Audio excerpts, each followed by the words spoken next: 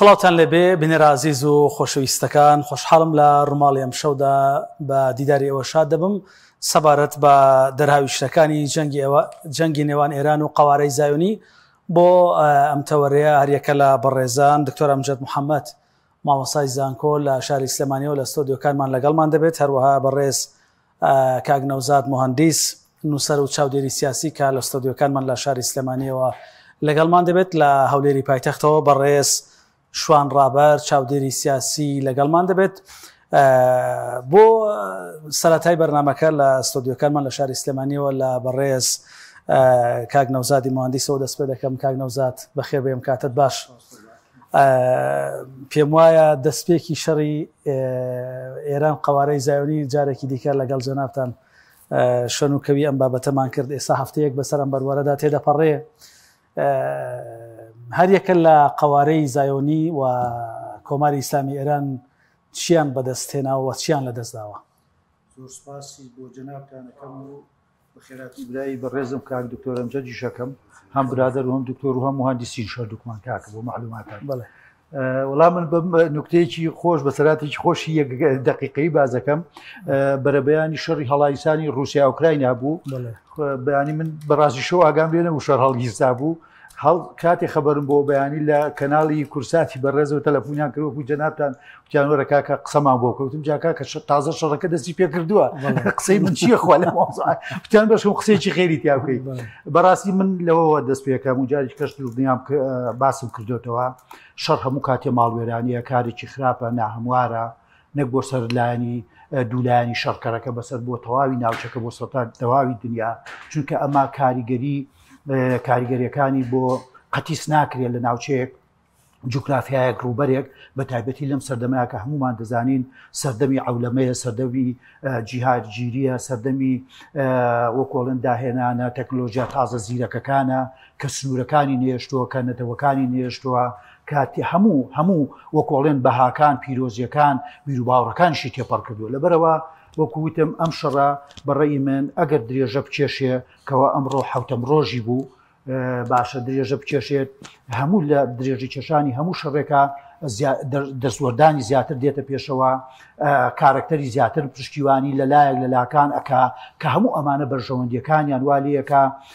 شەڕەکە گەرمتر بکەن و کاریگارەکان و ئاسەوارە خراپەکانی زیاتر بێ. بۆیە هیچ کەسێک من جاریش کەژوتم هیچ کەسێ سەرکەوتو نابێت لە شەڕا و تەنانەت ئەو لایەنەش کە هەندێک لە شەڕەکانە دەڵێن وەلا لایەنێک سەرکەوتوو بوو لایەنێ شکستیێنا کاتێ کە بەسەر حساباتە مادی و داهات و خەرجیەکانی شەڕەکەی خۆیان دەچێتەوە سیر دەکات، هیچ قازانجێکی وای نەکردون نە لە ڕووی مادیەوە نە لە ڕووی داگیرکردنی وڵاتەکەشەوە. بۆیە بەڕاستی من نمونەیەکی زۆر بچووکتان بۆ بێنوانێ یەکێک لە محەلیلە داراییەکان یا ئابووریزانەکانی ئیسرائیل خۆی باسی کردووە، ئەڵێ تەنها لە ڕۆژی یەکەم و دووهەم هەینی و شەممەی ڕابردووە مەسرەفی ئەو شەڕە لەسەر ئیسرائیل ملیارێک و 500,000 ملیۆن کەوتۆ ڕۆژی 733 ملیۆن دیناری حساب کردووە. ئەمە تەنها خەرجیە فعلیەکانە لە بواری هێرشکردن و لە بواری بەرگریکردنی ئاسمانیا. ئەو بێجگەلەوەی کە تۆ کە شەڕت هەڵایسان هەموو بوارەکانی بازرگانیت، ئابووری، دووزەر، کۆمەڵایەتیت، عەسکەری، سەربازیت هەموو ئەمانە تێک دەچێت دەشڵەژێ و کاریگەری خراپ بەجێڵێ. بۆیە بەڕاستی هیچ کاتێ من لەگەڵ شەڕانیم. لایەنە ئابووریەکە لە دکتۆر دەپرسم، بەڵام هەر بۆ ئیزافەی قسەکەی جەنابە دەگەر زیاتر تەوزیحی بدەیت. کۆماری ئیسلامی ئێران لە ڕۆژی یەکەمی شەڕەکەەوە بانگەشەی ئەوە دەکرد کە 200 موشکی لە قەوارەی زایۆنیداوە دەتوانێت هەتا 2 ساڵی دیکە ڕۆژانە ئەم ڕێژە موشەکە بگرێتە ئەم دوژمنەکەی. بەڵام لە ئێستادا ئەمڕۆ خودی ئیسرائیل ئاماژەی بۆدا کە ئێران 15 موشکی گرتوۆتە ئیسرائیل. ئەمە لێکەوتە ئابووریەکانە یاخود ئێران خۆی بۆ جەنگێکی درێژمەودا ئامادە کردووە کە نابێ قووەتی عسکەری خۆی هەمووی لە سەرەتادا بەخەرج بدا؟ خۆیەوە هەر بالفعل سیاسەتە و وەکۆڵەن تەکتیکی جەنگ و حەربە، خۆ تۆ نابێت لە سەرەتای جەنگەکە لە یەکەم ڕۆژەوە هەچی دەستت هەیە کەشفی بکەیت. بەڵام بۆ خاڵێکی کەش بیرمان نەچێ ئەو ئەرقامانەی کە لە هەردوو لاوە بڵاو ئەکرێتەوە قابلی قبول و بڕاپێکردن نین، چونکەوە یەکێکە وەکۆڵن تەمی و تەشویهی ڕاستیەکانە دوو حربێکی دەرونیە بۆ بەرامبەرەکەتی بازەکەی ئەوەندە فڕۆکەم بەکارێندا ئەوەندە بڕۆکێتم بەکارێنە ئەوەندە ئامانجم کردە ئەوەندە کوژرا و برینداری ئەمە بۆ ڕوخاندن و دابەزینی ورەی هەم لایانی سەربازی و هەم هاوڵاتیانە و بۆ تووڕەکردن و بێزارکردنی کۆمەلگای وڵاتەکەی و هەڵسانە دژی دەسەڵاتەکان لەبەرەوە ئەو ڕقەمانە ڕاز نین بەڵام خۆ ئەگەر هەمووشی لە 100% ڕاز نەبێ بەلایانی کەم و لە 100 ڕاز بێ هەر کاریگەریی زۆر خراپیە لەسەر مرۆڤاتی لەسەر ناوچەکە لەسەر هەموو لایەنە سیاسیەکانی ئابووری بازرگانی کۆمەڵاتی بۆیە بەڕاستی وەکوتم جاریشکەژەوە دووبارە ئاکەموانەیە چی ئێران وا بڵێت هەمومان ئەزانین بەداخەوە من پێش لەگەڵ برادرانی کە باسم کرد پێش بەرنامەکە خۆزگە هەموو ئەو وڵاتانەی کە ئەوەندە پلانیان هەیە وەندە بەرنمەیان هەیە و ئەندە سەرگەرم و سەرقاڵن بۆ خۆپرچەکردن و بۆ خەرجکردنی داهاتێکی زۆری میلەت و کۆمەلگاکانی وڵاتەکانیان لە خۆپرچەکردن و سەربازیە هەموو ئەو داهاتانیان لە پێناوی گەشەپێدانی ئابووری بازرگانی خۆشگوزاری میلەتەکانیانە جێبەجێ کرد بەم شێوەیە هیچ کاتێ شەڕ و ئاژا و کاولکاری ڕووی ناکردن مرۆڤایەتی بەڵام بەداخەوە سەرکردەکانی ئێستا لە ناوچەکە و لە دنیاە هەمویان سەرکردەی من بەلای منەوانە نەخەم خۆرن نە ڕازگۆن نە حەق بێژن نە ئاشی پارێزن نە مرۆڤ دۆستیشن هەموو ئەم شەڕانە لەگەر بگەڕێتەوە سەر حەقیقەتەکانیان لە پێناوی زاڵکردنی دەسەڵاتە لە پێناوی چەسپانی نفوزی خۆیانە لە پێناوی خۆ بە ئیمپراتۆرێت و باڵادەستی دنیا پیشانەدەن کە ئەوانش هەمووی جوخجێک لە جوخزەکان دەگەڕێتەوانێ یەکەمیان بۆ خۆپەرستی و نەرجسیەتی ئەو سەرکردانە و بە تایبەتیش یعنی غەریزەیەکە لە غەریزەی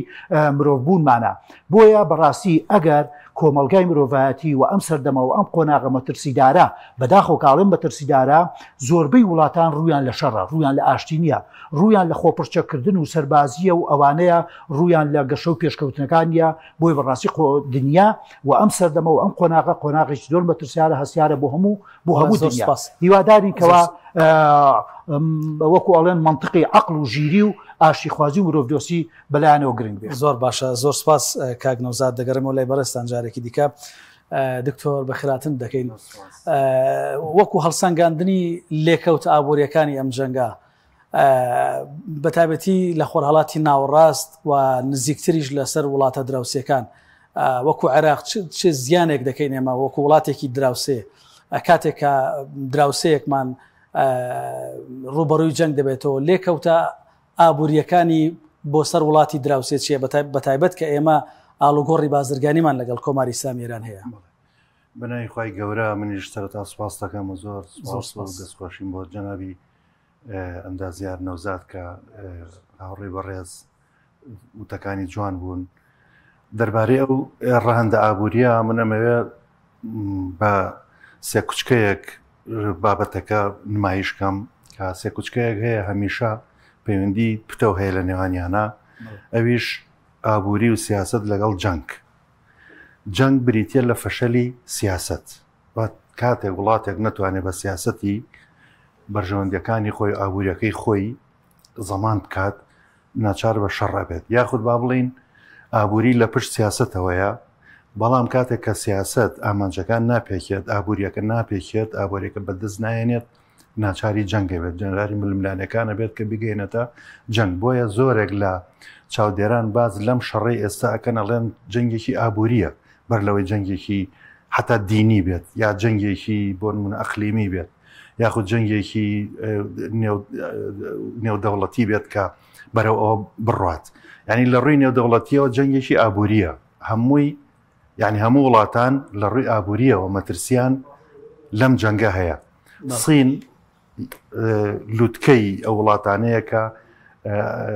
بە ئابووری ئەوێت کۆنتترۆلی خۆی و ئەوێ هاوسەنگی دروستکاتەوە بۆ پێگەی خۆی لە جیهانە بەرەمبەر بە ئەمریکا بەرەمبەر بە وڵاتانی تریش بۆیە ئەوەی کە ئێستا ئەو مەترسی لەسەر لە ڕووی ئابووریەوە تاوان کاڵین ئابووری واتە ئەو وڵاتە پشتی بە چی بەستووە پشتی بە پیشەسازی بەستووە پیشەسازیش پشتی بە نەوت بەستووە نەوتیش پێویستی بە تەدەفقی بەردەوام و زەمان هەیە کە پێی بگات یعنی ئێمە خۆ ئێستا ئەبینین کە سەرچاوەکان باسەکەن کە چەند ساڵە ئێران یەکێکە لە وڵاتانەی کە گەماروی لەسرە بەڵام ئەو لە ڕێی جەزیرەیەکی تایبەتەوە نەوتی فرۆشتووە بە سین بە نرخێکی زۆر هەرزان بە نرخێکی زۆر کەمتر لە بازار بۆ چونکە هەردوو لە مستەفید بوون هەم ئێران کە حەساری لەسرە و هەم سینیش کە وڵاتێکە پێویستی بە وزە و سەرچاوە هەیە کەواتە کاتێک کە ئەم شەڕە دروستەبێت ئەوەی لێ تێگەچێت لانی کەم. بەڵێ لەو حاڵەتەدا بۆی هەیە سین لە بەر بەرژەوەندەکانی خۆی پشتگیری کۆماری ئیسلامی ئێران بکات یاخود هەوڵ بداکە ئەم بارودۆخی لەسەر سوود بکە چی بکات ئەوە وردەکاریە. یعنی هەر بۆ نمونە کە سین لەم دوێنێ زەرەری کردووە ئەو پاپۆڕەی کە نەوتی گواسۆتەوە لە عێراقەوە بۆ سین ئەوە بەرکەوتووە ئەوە سوتاوە ئەوە بەرشەڕەکە کەوتووە. یعنی تۆ تەماشاکە کە ئێمە باسی سینەکەین سین یەکێکە لە قوتوبەکانی جیهان لە ڕووی ئابووریەوە بەڵام نایوێ بێتە ناو شەڕەکە بۆ چونکە بێتە ناو شەڕەکە لە ڕووی ئابووریەوە زەرەر دەکات و ئەو هەموو شتێک بەکارێنێ بۆ پاراستنی ئابووریەکەی خۆی. ئەمریکا بە هەمان شێوە شەڕی ئابووریەکات. ئێمە ترەمپ کە هات بۆ خەلیج و بۆ ئەو مەنتیقەیە بۆچی هات بە کۆمەڵێک تریلیۆنات دۆلارەوە گەڕایەوە و ئێستش یعنی ئەمەی کە ئەکرێت بە هەمان شێوە کاتێکە ئەیەوێت ئەمریکا ئەیەوێت بەبێ ئەوەی مناڵێکی خوێن بێ لە لوتی بەرژەوەندەکانی دابین بکات و لە ڕێی ئیسرائیلەوە ئەگەر تەواوی قسەکە هەرچەنە ئیسرائیل و ئەمریکا ئێمە هەموو ئەزانین دوو دیوی دراوێکن یعنی لە ڕووی تەنانەت ئابووریشەوە لە ڕووی سیاسیشەوە تەواوکەری یەکن بەڵام ئەو بۆ نمونە لە بەردەم شعبەکەی خۆیان شعبی ئەمریکی ئامادە نییە ڕاستەخۆ بێتە ناو شەڕەکە بەڵام ناڕاستەخۆ ئەوە تا نەی ئەویز ئەم شەڕە ببێ بە ظاهری یعنی ئەوەی کە ئەم بینیمان لە ئیعلامە بەڵام نەتەنیاهۆ و ئیسرائیل زیاتر فشاریان هێنا بۆ ئەوەی ئەو ئامانجانەی کە هەیەە بە شەڕ بیەنەدی. ئەمریکا ئەوێ ئامانجەکانی بەبێ شەڕ بێتەدی یعنی ئامانجە ئابوووریەکانی ئامانجە سیاسیەکانی ئامانجە عسکەریەکانی و تەنانەت ئەو ڕێکەوتنانی کە هەیەی لە منتیقەکەیە بە کورتیەکەی ئەو ئێوە ئێرانێکی لاواز بێت بۆ ئەوەی نەک لە ناویش بچێت چونکە ئەگەر ئێران بەو شێوەیەک لاواز ببێت مبەڕێری خلیج و وڵاتانی نەوت بۆ پەیوەندیەکەیان لەگەڵ ئەمریکان نامێنێت لەبەرەوە ئەمە جۆرێکە لە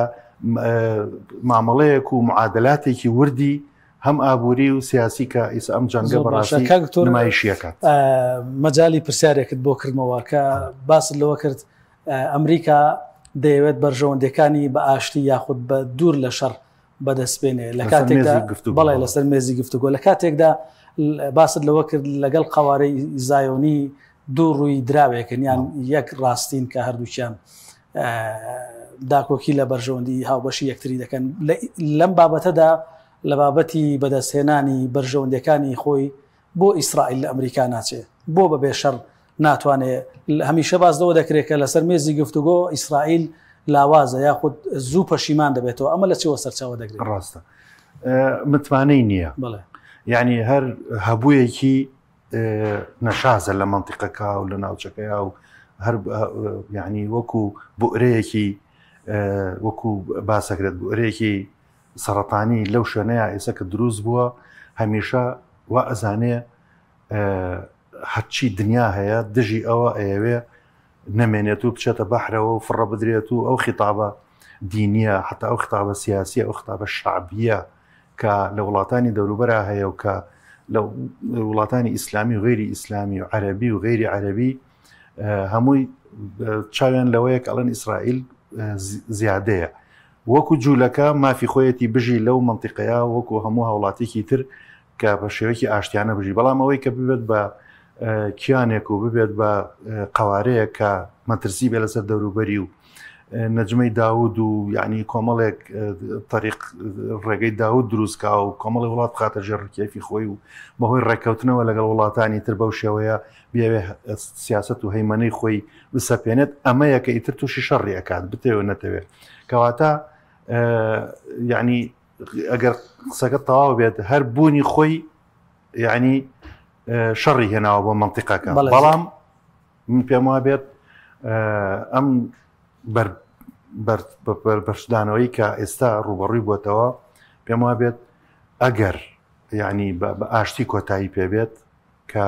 ئێستا سبەینی ڕۆژی هەینیە پێم وا بێت نوێنەری ئێران و لەگەڵ وڵاتانی ئەوروپی لە دانیشتنان ئەوە تەمهیدێکە بۆ ئەوەی کە یعنی کۆتایی بێت بە شەڕەکە پێم وا بێت حەدی خۆی ئەزانێت کە ئەو هێزە نییە بتوانێت بە ئارەزوی خۆی ئەو سیاست و پلانانەی هەیەی جێبەجێیکە لە ڕێی عسکەری ئەو زۆر شانازی ئەکرد غەزەی وێرانە کرد بەڵام ئیسا ئەبینی وێنەکانی تەل ئەبیب و وێنەکانی غەزەل لە یەکەچن یعنی کە دیمەنەکان پیشانە درێت سیرەکەی زۆر جیاوازیان نییە ئەوەی کە بەسەر خەزەیە هێنا بەسەر خۆشیە هات. بەڵێ زۆر سپاس دکتۆر دەگەڕێمەوە لای بەڕێزت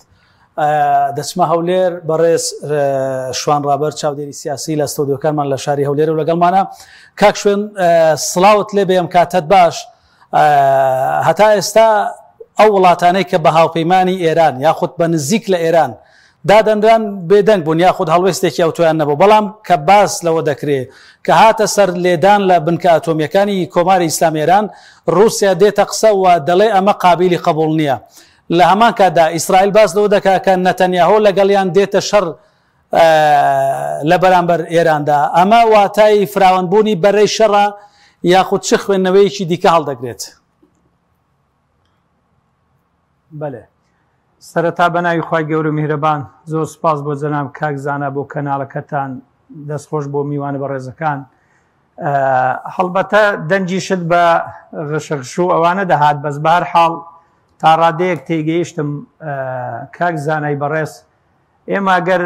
باس لەو جەنگە بکەین کە ئێستا لە نێوان قەوارەی زایۆنی و ئێران لە ئارادایە جەنگێکە لە نێوان ئیسرائیل و هەروەها ئەمریکا لەگەڵ ئێران چونکە ئەمریکاش وەکو زلهێزێکی دنیا نەیشاردۆتەوە هەمیشە لە لێدوانەکانی ڕاگەیاندووە کە لەگەڵ ئەو جەنگەن ئاگاداری ئەو جەنگەن پاڵپشتی ئەو جەنگەن تەنانەت هەندێک جار دەڵێن ئەگەر ئاوانەبی ئاوانەبی ئاوا دەکەین ئاوا قبول ناکەین بە هەر حاڵ پێش هەموو شتێک من پێم خۆشە بۆ بیسەرانی بەڕێز و ئازیز باسی هۆکارەکانی ئەم شەڕە بکەین بۆی خەڵک زیاتر تێبگە ئایا ئەم شەڕە لە پایچی لە بەرچە ڕوویدا وە سەری هەڵدا وە بە ناوی چێوە بوو ئەمن چەند خاڵێکی سەرەکی دەخەمەڕوو بۆ ئێوەی بەڕێز یەک طبعاً ئەو شەڕە یەکەم جار ئیسرائیل دەست پێشخەری کردووە هێرشی کردوتە سەر کۆماری ئیسلامی ئێران و ئێستاش ئەگەر چی بەشێک لە کۆمەڵگەی نێودەوڵەتی یا هەندێک وڵاتی زلهێز و کاریگەر هەن کە لە ئاسایشی نێودەوڵەتیشن داوا دەکەن کە ئەم جەنگە بوەستی بەڵام ئیسرائیل جەنگەکە ناوەستێنی پێی وایە تا ئێستا لە بەرژەوەندی ئەوە بەڵام لە دووماهیدا لەوانەیە بەم شێوەیە نەمێنێتەوە چونکە ئەگەر جەنگ بەردەوام بی لەوانەیە هەم قەوارەی زایۆنی کە کیان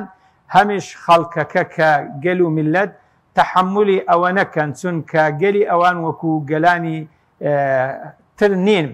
یعنی خەڵکەکە لەوانەیە تا ڕادێک لە دیموکراتیە دیە لە ئازادی گەرایی ڕاهاتبی احتیمالە لەوێن دەرێ ڕابکەن و کۆچکەن هەر وەکو دیتمان کاتێک کە حەماس چەند موشکێکی بە ئیسرائیلەوەنا خەڵکێکی زۆر بلێتیان دەبڕی بە پەلەپروزە هەڵاتن ڕایان کرد جا ئەوە سەبەبێکە کە قەوارەی زایۆنی هێرشی کردوتە سەر ئێران و دەست پێشخەری کردووە هۆکارە بۆ ئەوەی کە ئێرانیش بەرگری لە خۆی بکا و کاردانەوەی ببی و شەڕەکە بەرپابی یاخود بەردەوامبی وەکو دووسەرە سەبەبێکی تر ئەوەیە کە ئەم شەڕە بە ناوی چەکی ئەتۆمیە بە حساب ئێران چەکی ئەتۆمی هەیە ئێمە دەستگایەکی نێودەوڵەتیمان هەیە کە پێی دەگوترێ ئاژانسی وزەی نێودەوڵەتی کە معنیە مهتەمە بەم قەزیە لەوە مەسئولە لەوە بەرپرسە کە کۆنتترۆڵی چەکی ئەتۆمی بکە لە ئێران یا تەحدیدی بکە یاخود دانوستانیان لەگە بکە لە ساڵانی ڕابردوو چەندان وەبد بەڕێکران بۆ ئێران لە تەقریرەکانیان گوتویانە کە هێشتا ئێران خاوەنی چەکی ئەتۆمی نییە یاخود نەگەیشتۆتە ئەو ڕاستەی کە دروستی بکە و بەدەستی بێنی هەتا ئەم لێدانەی کە ئیسرائیل لە بنکە ئەتۆمیەکانی ئێران دەدا ئاژانسی وزەی نێودەوڵەتی دەڵێ ئەوە پێشێلکردنی یاسای نێودەوڵەتیە چونکە دەبێ ئەم وەکالەیە ئەم ئاژانسە چارەسەری ئەم قەزیە بکە چارەسەری زیاتر لە ڕێگای تەفاهم و لە ڕێگای دیبلۆماسیەت و گفتوگۆ و دانوستاندن دەبی نەک بەچەک بە ئارەزوی خۆی وڵاتێکی وەکو ئیسرائیل هێرش بکاتە سەر ئێران بەلبەلەیەک لە ناوچەکە دروستکە مەترسیەک دروستکە کە وڵاتە گەورەکانیش مەترسیان لە ئایندەی خۆیان کەن و بە ناچاری بێنە نێو ئەو شەڕە. هۆکارێکی تر بەڕاستی ئەوەیە کە ئەمریکا وەکو وڵاتێکی زلهێز کە ئەندامە لە ناتۆ لە ئاسایشی نێودەوڵەتی ئەویش بەتەنیا بۆی نییە کە تەحجیمی چەکی ئەتۆمی ئێران کە گریمان بۆی هەیە بەڵام لە دانوستان دابوون لەگەر ئێران یعنی لە کاتێکدا کە لە دانوستان دابوون وەک ئەوەی کە ئێران بە دانوستان چەواشە و دیماگۆز بکەن فێڵی لێ بکەن غافڵگیری بکەن لە کوت و پڕ هێرشیان کردە سەر ئێران کەچی ئێستا ناتەنیا و دەڵێ ئەوە چەند مانگێکە ئێمە ینی پلانمان بۆ ئەو هێرشا داناوە. هەموو ئەوانە بەڕاستی هۆکارن کە بوونەمای ئەوەی ئەم جەنگە بەرپابی بەڵام ئەگەر بێت و ئێستاش کۆمەڵگەی نێودەوڵەتی بتوانێت ئەم جەنگە بوەستێنی بەرەو ئاشتی ببا بۆ ئەوەی خەسارت لە نیوە بگەڕێتەوە هێشتا هەر قازانجا. بەڵێ سوپاس بە وەڵامەکانت کاکشوان کە لە ستۆدیۆکانمان لە شاری هەولێرەوە لەگەڵمانی پێشتر ئاماژەی بۆدا کاکشوان کە دەنگی ئێمە بە باشی ناگات داوا لە هاوکاران دەکەم کە ئەگەر گرفتێکی تەکنیکی هەبێ لە نێوان ئێمە و ستۆدیۆکانمان لە شاری هەولێر ئەوە بۆمان چارەسەر بکەن بە سوپاسەوە. کاک نەوزاد دەگەڕێمەوە لای بەڕێستان نەک تەنیا ئیسرائیل یاخود ئەمریکا تەواوی کۆمەڵگەی نێودەوڵەتی یاخود چاودێرانی سیاسی ئەوەی لەو چەند ڕۆژە قسەیان لەبارەی جەنگی ئێرانەوە کردو باسەوە دەکەن ئامانجی سەرەکی ئیسرائیل نەهێشتنی یاخود لاوەزکردنی توانە ئەتۆمیەکانی ئێرانە. کەمتر باز لە کۆمەڵێک دەنگیش هەیە لێرە لێ باز لە گۆڕینی ڕژێم یاخود سیستەمی حکم لە ئێران دەکەن بەڵام مەبەستی سەرەکی ئیسرائیل کە نێش ناشارێتەوە عسکەریەکانیان سیاسیەکانیان شرۆڤەکارەکانیان باستەوە دەکەن کە تەمانێ ئامانجمان لە ناوبردنی بەرنامە ئەتۆمیەکانی ئێرانە. لەولاوە دەوڵەت باخچەلی دەڵێت ئەگەر ئێران کۆتایی هات ئێمە ئامانجی ئەمریکین خۆ تورکیا ئەتۆمی نییە ینی لە دوای ئێران بۆ تورکیا ئامانجی ئەمریکایە ئیسرائیلە. خۆی بالفعل ئەوەی کە جەناب دوتە دوایە سێ خاڵی سەرەکی ئامانجی ئەم شەڕەیە یەکەمیان ڕاوەستاندی پرۆسی پیتاندنی یۆرانیۆمە کە ترسێکی گەورەیان هەیە تەنان زۆر باسیەوەکەن کەەوە لە بنکەی ئەتۆمی فۆردۆ گەیشتۆتە لە 160 و بەرەو ژوور کە ئەمە مەترسیدارە بۆ تەواو دەستخستنی کڵاوی ئەتۆمی یا بۆمبی ئەتۆمی. دووهەمیان بە تەواوەتی هەڵۆشانەوەی هەموو دام و دەستگا ئەتۆمیەکانێتی تەنات ئێران هەتا ئێستا هەروتێتی بۆ مەسلەی ئاشتی بەکارێنین بەڵام خۆمان زانین مەسلەی ئاشتیتیانە ئەو و ئامانجێک لە ئامانجەکانی کەشداتە پێینی ژێرخانی ئابووری ئێرانی شەبیرمان نەچێ کڵاوی ئەتۆمی و دروستکردنی ئەتۆمی و پیتاندنی یۆرانیۆم خەرجێکی هێزگار زۆریەوێ و تەنانەت تەنها بۆ دروستکردنی گۆڕینی ئاوی سادە بۆ ئاوی قورس خەرجێکی زۆر ئێزگار زۆریەوێ. لەبەرەوە سەرچاوی داهاتی ئێران وەکو کاک دکتۆریش فەرمووی فرۆشتنی نەوتە بە شێوەیەک لە شێوەکان بە شێوەیەکی قاچاق لە ڕێگەی دوورگەی خەرجەوانێ لە کەنداوی عەرەبی بۆ دنیا ئەوش بە سیعرێکی زۆر هەرزان چونکە خۆشتان دەزانن سین کە خۆی بە دۆستی ئێران دانێت وەکو ئەڵێن فرسەتەکەی قۆستێتەوە بۆی بە سیعرێکی هەرزان باشترین بڕ یا گەورەترین بڕ نەوت لە ئێران بکرێ بە قازانجی خۆی. من پێم وایە لە سیاسەتیدا هەموو ئەوەیە زۆر مەشهورە نە دۆستی تاسەری و دڵسۆسەیە نە دوژمنی سەرسەختی ئێستەر ئێسقانەیە بەڵکو بەرژەوندەکان دەورە بینن و بۆیش من سەیرم لێت لە هەڵوێستی هەردووک لە رووسیا و سین تا ئێستاش هەڵوێستێکی وەکو ئەڵێن مردانەی پیاوانەی بەجێرگ نییە تەنها دوو بەیانی ئیدانەکردنیان کردووە و دوو تەسیح لێرە و لەوێ ئەیەن شتێکی زۆر ئاساییە بەمە شەڕ کۆتایی نایە و بەمەش زامەکان و برینەکان و لێ زەربەکانی ئێران چارەسەر نابێت. بەڵێ نەوزاد رووسیا دەڵێ ئێمە هیچ ڕێکەوتنێکی سەربازیمان لەگەڵ ئێران نییە ئەمە ڕاستە یا خۆت زیینەوەی لەبەر پرسیارەتی باشە ڕێکەوتنی سەربازی نیە لە 3 ساڵی ڕابرد و شەڕی رووسیا ئوکراینە هەمومان ئەزانین رووسیا پەنای بردە بەر ئێران بۆ درۆنەکانی ئێران بە ئێستاشۆ درۆنی ئێرانی بەکارێنێ. من بۆ خۆم وای بۆ ئەچوم کە قودروت و توانە سەربازیەکانی ئێران لەوەشێ مەحدود بێ بەس پێ ناچێت دوابێ وەکو جەنابی شدوتت ڕاستە ئەوەی کە من متابعام کردو تا ئێستا هەمووشمان دەزانین ئێران تا ئێستا فڕۆکەی جەنگی هەڵنەسانەوە سەبەبەکەشی جۆم لە کەسێکی شارەزای بواری عسکەری بوو ئەڵێ ئێران فڕۆکەی تازەی نییە لەوەتەی کە شار و خاو ئەمان هاتوونە سەر حکم و دوای شەڕی عێراق ئێران تەنها فڕۆکە کۆنەکانی شای بەکارهێناوە کە ئێستا سەردەمی 40 ساڵیان بەسەرا تێپەڕ بووە لە هەفتاکانی شوێ کەواتە بە کەڵکی بەکارهێنان نایەن. یەکێک لە سڕی هێرشەکانی ئێرانیش لەشەوە ئەوەشی ڕوون کردەوەکو عسکەری من قسەکەی و دووبارەکەمەوە کامەمووی سیاست و یاخود بڵین علمی سەربازیە ئەڵێ ئێران سیستەمێکی سەربازی خۆی بەکارێنی هەل لە کۆنەوە هەمیشە شەڕەکانی لە شەڕی عێراق ئێرانە بە بدووری 8 ساڵ هەمیشە هێرشەکانی لەشەوا بووە. ئەمە بەڵام عێراق بەعکسەوە ئەڵێ ئێمە لە سەعات 4 بەیانی دەستمان پێکردو تا 4 عەسری تریا کۆتاییمان پێنایە پاشەکشێمانە کرد. بۆیە کەواتە قودرەتی ئێران وەکو ئەوی باسیە کرد لە ڕووی فڕۆکەوانی و ئاسمانەوە تا ڕادەی 0 چونکە هیچ فڕۆکەیەکی جەنگی نییە.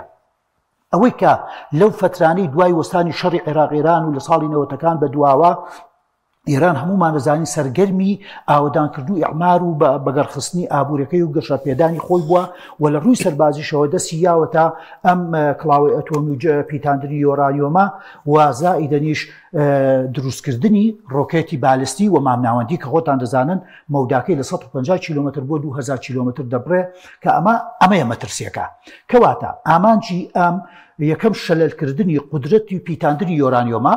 دوو شەلەلکردن و لە کارخستنی توانە بالیستیەکانی ڕۆکێتە بالیستەکانە کە مەترسیەکی ڕاستە خۆی هەیە و هەمووشمانە بینین تەبعاً بالیستی بە ڕۆکێتی مامناوەندی بالیستی و درۆنەکانی شێوە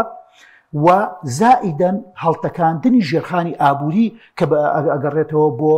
بینەنەوتەکان چێڵگەنەوتیەکان و من جارێکی کەس لە بەرنامەکەی پێشتر بۆ جەنابتم باس کرد شەڕەکە تا ئێستا بەو دەرەجەیە مەترسیدار نییە کە ئەگەر تەنها ئامانجە سەربازیەکان بپێچێ، بەڵام لە دوێنیەوە لە هەردوو لاوە دەستیان کردووە بە پێکانی ئامانجە مەدەنیەکان. ئەمە خەتەرتری شەڕەکەیە. بۆ نمونە بیانە بەرچاوی خۆت هەردوو لا دەست بەرن بۆ بۆردومانکردنی نەخۆشخانەکان، قوتابخانەکان، میترۆکان، ڕێگاوبان، مەتارە مەدەنیەکان بزانە وڵات چی لێیە. باشە لە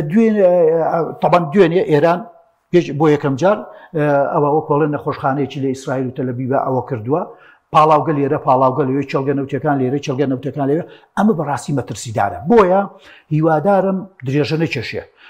ئەم درێژە کێشانە وەکو وتم ئەو قسەی کە منی ژەڵێم سین و رووسیا لەوانی موقفێکیان تا ئێستا باش نییە، لەوانێت درێژە کێشێ موقفێکی تونتریان ببێ. ئێستا تا ئێستا لە کۆبوونەوەی G7 هەموو بینیمان حەوت وڵاتە گەشەپێدەگەنە پیشەسازیەکەی دنیا قەرارێکی کۆنکرێتیان نەیە بۆ یەکلاکردنەوەی ئەوە. تەنانەت کۆبوونەوە مهمەکەی کە ترامپ کۆبوونەوەی G7 بەجێهێش گەڕایوانێک کۆبوونەوەی ئەنجومەنی باڵای نەتەوەی ئەمریکا نەیانتوانی قەرارێکی یەکلاکەرەوە بن. ئەوەی کە دەڵێن ئەمریکا دوو ڕۆژی داناوە 48 سەعاتی داناوە، من ئیمانم بە وەقت نییە کاکە. من جارێک کە ژوتومە شەڕاڵەیسان زۆر ئاسانترە، بەڵام کوژانەوەی لەدەست هیچ کەسێکانە تەنانەت لە دەستی دوولانی شەڕکەرەکەشانە بۆ چجا ئەوەی کەوا ترامپ بڵێ وا ئەکەم و وا بچێت. بۆ نمونە هەر ئەمڕۆ بۆی یعنی قسەی سەرکردەکانیش وەکۆڵێن دەقێکی پیرۆز نییە بڕوان پێکەی. مەسەڵەن لە بینی شەڕی 4 ڕۆژە 5 ڕۆژەی هیندستان پاکستان ترامپ لە خۆی هەڵکێشاهاتە سەر ئین وتیەوە من ڕامگرت و بڕیارم دا جێبەجێکەن. دوێنێ ڕئیس وزرای هیندستان ئەڵێنە خێوانیە لە ئەنجامی گفتوگۆی سەربازی هەردوو لامانەوە بۆ گەشتنە قەناعەت کە شەڕەکە بوەستێنین. کەواتە دنیای سیاست دنیایکی من بەڕێی من دنیایکی قێزەونە، دنیایکی شەڕەنگێزە، دنیایکی وەکو بڵێ هیچ بەهاو ئەخلاقێکی پیرۆزی مرۆڤایەتی تیان نییە. بەڵام وەکو وتم ئەبێ سەرکردەکانی ئەم ناوچەیە بە تایبەتی ئێران و تورکیا کە قسەکەمان و مەبەسمانە بەڕێی من سەردەمەکە سەردەمی ئەوە نییە کە ڕێگەیان پێبن ببمنە خاوەنی چێکێکی ئەتۆمی پەڕەشە بێ بۆ سەر یەکەم ئیسرائیل کە دکتۆرم زۆر باشی باس کرد. ئیسرائیل پێی ئەوترێت کۆرپە نازدارەکەی یان منداڵە نازدارەکەی ئەمریکا و ئینگلیز و بە ئەوانە ئەمە نابێ مەترسی بکەوێتە سەر و بمێنێتەوە. دووهام بۆ بەرژەوەندیەکانی هاوپەیمانەکانیان لە ناوچەکەیە کە خۆتان دەزانن سعودی هەموو وڵاتانی کەنداوە لە ساڵی 1945ەوە ئیتیفاقی ئەمنی استراتیژی لە بینی ئەمریکا سعودی ئیمزاکراوە و زائیدەن بەرژەوەندیە گەور و فراوانەکانی ئەمریکاش لە ناوچەکەیە کە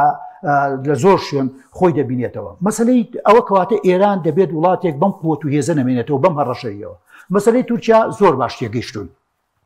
کە هەڕەشەی دوای ئێران بۆ سەرە گەورەکانە. تەسەورەکەی باسی میسری ژەکرێت لە دوای ئەمان، باسی تەنانەت سعودی ژەکرێت بە شێوەیەک لە شێوەکان کە نابێت ئەم چوار دەوڵەتە کە خۆیان بە دەمڕاستی ڕۆژهەڵاتی ناوەڕاست زانن کە هەرچەندە لە ناوخۆیانە ناکۆک و ناتەبان لە ڕووی مەزهەبەوە لە ڕووی ئاینەوە لە ڕووی پێگات و توانە و قودرەتەکانەوە نابێ بمێنن. ئەمەی کە ئەڵێن نەخشەی تازەی ڕۆژهڵاتی نوێ بە ئیرادە و ویست و پلانجێری ئیسرائیل و ئەمریکا و بەریتانیا و زلێزەکانی کە ئەکرێت ئەمە ئەم سێ چوار وڵاتە عەرقەلەن.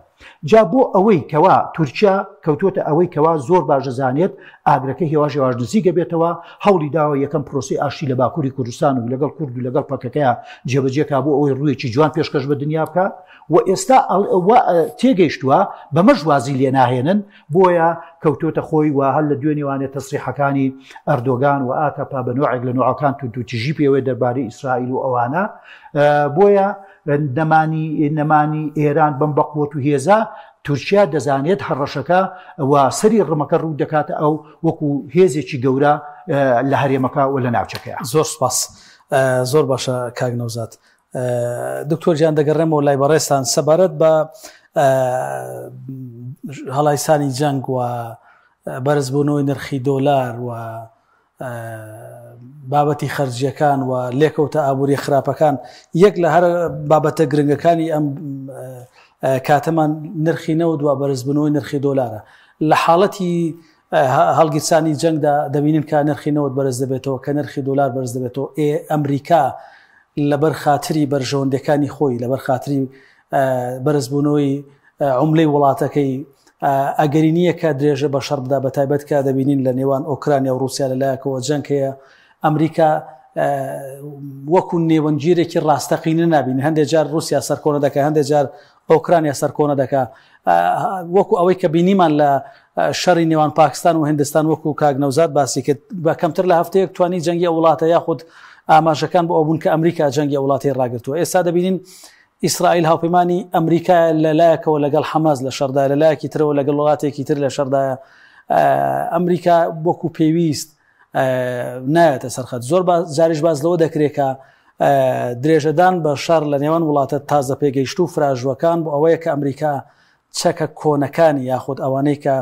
ئێکسپایرن دەیەوێت بەڵێ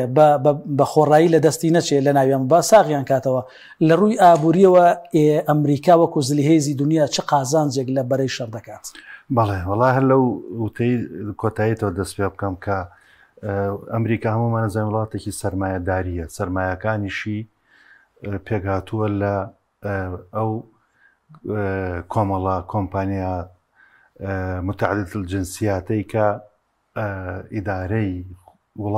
وڵاتی خۆشیان و ئیدارەی تەنانەت وڵاتە زلێزەکان و وڵاتانی تریش و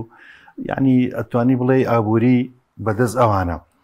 و لە ناو ئەو کۆمپانیانە حتمما کۆمەڵێک کارگەی گەورەی بەرەمێنانی سیلاحە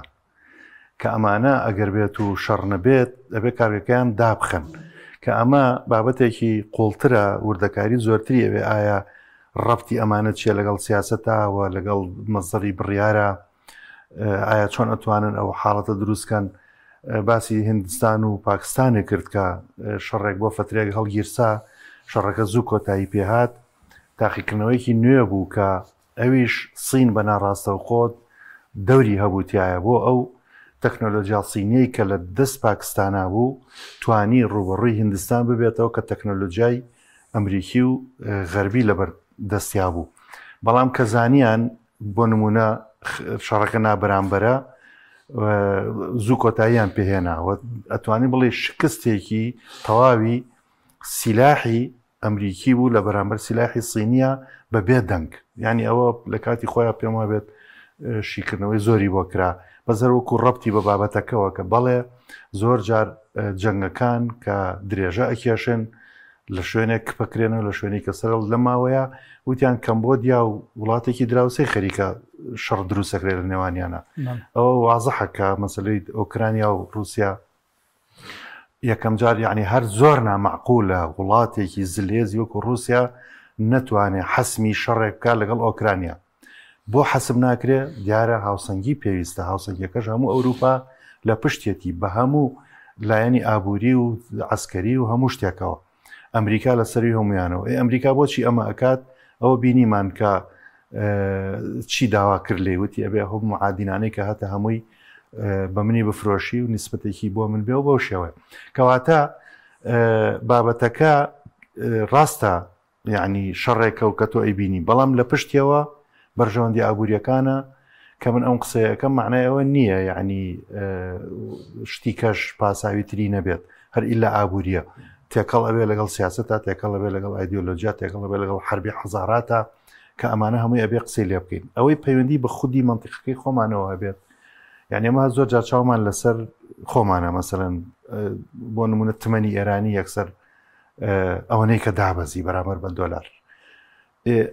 باسی ئیسرائیل ناکرێت کە عملەی ئیسرائیلیش لەگەڵ دەستپێکردنی ژەر لە سەتاسیە دابەزی خێرا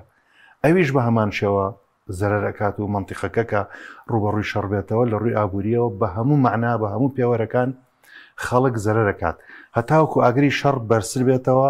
ئابووری دا ئەتەپێت لە هەر وڵاتێکە بە هەتا منتیقەکە بە گشتی ئەنجا ئابووری تەنها بریتی نیە لە خەرجەکانی جەنگ کە ئەمە پێوترێت خەرجی ڕاستەوخۆ یاخود زیانی ئابووری ڕاستەوخۆ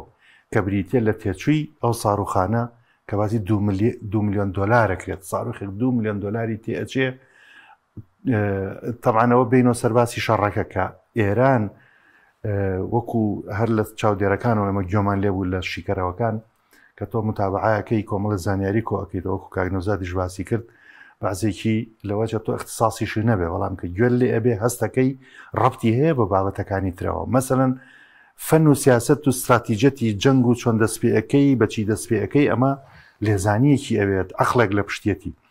ئەوەی کە ئێمە بینیمان ڕەبتی بە نەزیفی ئابوووریەوە هەبێت ئەم بابەتەیە کە ئەڵێ ئێران یەکەم جار بە کۆمەڵێک درۆن و کۆمەڵێک ساڕۆخی کوردمەدا یاخود سادەتر یا ئەتر بڵێ کۆنتر بەوانە ئیسرائیلی مەشغوڵ کرد بە ساڕۆخە دژە ساڕۆخەکانی خۆی یاخود ساڕۆخەکان بۆ پاراستنی خۆی قوبەی حەدیدی و نازەم نەجمێ داودی و کۆمەڵێ شتیان هەیە ناوەکان هەموو باسەکرێت لە ڕاگەیەنەکانە بەمانە کارێکی کرد کە تووشی نەزیفێک بێت یعنی ئێستا طبعا لێرە هەردوو تەرەفەکە لێزانانە هەم لە ڕووی ئابووری هەم لە ڕووی عسکەریە و ئیشی خۆیان کرد ئێران توانی ئەتوانی بڵێ خەزینی ساڕوخە زدە ساڕوخی پاراستنەکانی خۆی سرف کات یعنی بۆ ساڕوخێکی ئێران کە ئەچێت بۆ سەر ئیسرائیل بۆ چونکە ئەو وا ئیدعای کردووە واخ وڵاتەکەی وا خەڵکەکەی خۆی ڕاهێناوە کە ئێوە پارێزراون قوبەی حەدیدیمانەیە ئێوە بە تاواتی پارێزرون دانیشن بە ئیسراحەت بەڵام سێرەکەین ئەو ئیسراحەتەی لێ هەڵگیرا یعنی لە یەکەم وەڵامدانەوەی ئێران ئەگەر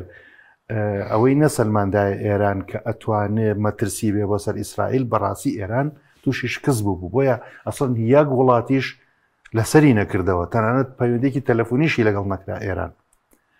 بەڵام دیار بوو بە هێرشێکی زۆر بە کۆمەڵی ساڕوخی زۆر توانی باڵانسەکە تا ڕادێک بێنێتەوە بە ئیسرائیل بڵێ بەڵێ تۆ نەق و بە حەدیدی هەرچی دەبێت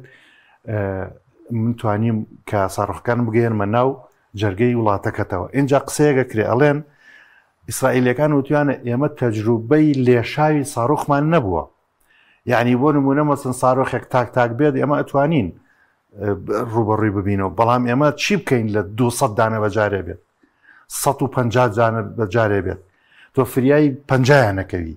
50کەی تر هەراکەوێتە سەر ئەرز ئەمە بیدایەتی بوو کە نەزیفێکی بۆ چەک و ئەسلحەی بەرگریکردن لە ئیسرائیلین دوای ئەوە ئیساڵێن حتا ئیسرائیل ئێستا ناتوانێت وەکو جاران ڕوبەڕووی ئەو ساڕوخانە بێتەوە یعنی وەکو بڵێ احتیاتێکە کاڵێک من جاران بۆ لێدانی ساڕوخێک بۆ نەکەوتنی ساڕوخێک بۆ منە دەدانێ بەکارهێناوە ئێستا لەوە چێ مەسەرەن 3 دانە بەکاربێنێت بۆیە ئێرانیش هات ئێستا سیلاحی متەتەور و پێشکەوتوو و ڕۆکێتی بالستی پێشکەوتوو کە 2000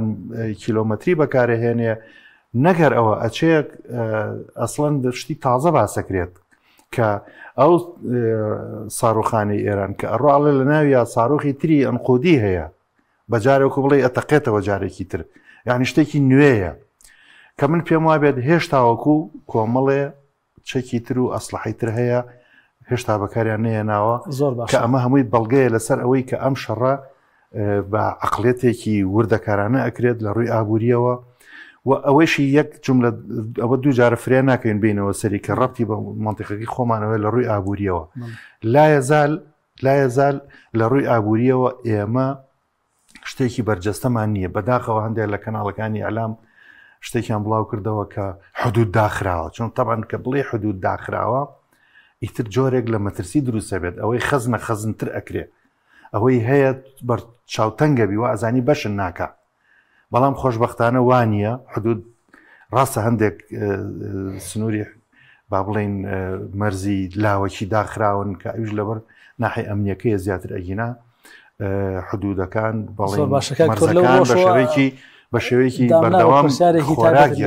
زۆر باشە بۆ دواتر بۆیە لە ڕووی ئابوووریەوە هێشتاوەکو مەترسی ڕاستەخۆ دروست نەبووە تەمەنا ئەکەین کە دروستیش نەبێ بۆ باشە دەستخۆش زۆر سپاس کاکتۆر کاک شوان دەگەڕێمەوە لای بەڕێستان معلومە کە ئێران لە چەند ساڵی ڕابردوو 5 پایتەختی وڵاتی عەربی بەدەستەوە و بەشێک لە مقاومەی وڵاتان کە دەڵێن شەڕی وەکالەتیان بۆ ئێران کردووە دەبینین لەم شەڕەدا بێدەنگن یعنی ڕۆڵی میحوەری تەنیا ئێران دەیگێڕێ حەزبوڵای لوبنانی بێدەنگە مقاومەی عراقی هیچ جوڵەیەکی نییە حوسیەکانی یەمەن کەم تا زۆر پێشتریش هەر لە جەنگدا بوون و ئیعلانی شەڕیان کردبوو لەگەڵ ئیسرائیل بەڵام بە شێوەیەکی گشتی ئەوانەی کە لەسەر ئێران حسابن هەتا ئێستا هیچ جوڵەیەکیان نییەوە بێدەنگن ئەمە پەیامی ئێرانە بە بڕوای جەنابەت یاخود ئەم جۆرە لە مقاومە هەڵسەنگاندن بۆ بارودۆخەکە دەکات بۆ ئەوەی کە وڵاتەکانی خۆیان تووشی گرفت نەکەن. بەێ خۆی لە ڕاستیدا من پێم وە گەر تەماشای مەبەست و کڕۆک و لوبی ئەو شەڕە بکەین زیاتر شەڕی هەژمونە شەڕی خۆسەپاندنە لەلایەن زلهێزەکانی جیهان بە تایبەتی خۆرئاوە بە تایبەتی تر ئەمریکا بە نوێنەراتی ئیسرائیل چونکە ئیسرائیل نوێنەری ئەمریکا لە خۆرهەڵاتی ناوین تەمثیلی ئەو دەکا بۆی ئەمریکا بە هەموو شێوەیەک بەرگری لێ دەکا جا ئەگەر بێت و ئیسرائیل نوێنەرێکی باش باە ئەوە ڕووی ئەمریکای جوان دەکرد بەڵام لەبەر ئەوەی وڵاتێکی شەڕانگێزە هەر ڕۆژە و هەڕەشا لە وڵاتێک دەکا وێڕێ ئەوەی کە لە دوای جەنجی جیهانی دووەم خەڵکێک لە جوولەکە لە وڵاتانی ئەوروپا بە تایبەتیش وڵاتانی خۆرهەڵاتی ئەوروپا هاوردە کراون بۆ سەرخاچی فەڵەستین بۆ ئیسرائیل لەوێ بنیادراون پێش 1948 حربی عیساباتیان لەگەڵ خەڵکی فەڵەستین دەست پێ کرد بوو خەڵکی فەڵەستینیان دەکوش دواتریش کە تەبەنی دەوڵەتیان کرد و دەوڵەتیان ڕاگەیان تا ئێستا تەماشە دەکەین بەردەوام خەریکی شەڕ و شۆڕ و داگیرکاری و قۆرخ کارین حتا مەسەلەی نەوەویش ئەوان لە کۆتاییەکانی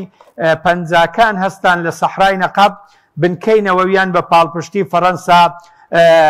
بنیاد نادواتریش ینی زانیاری بە بەریتانیا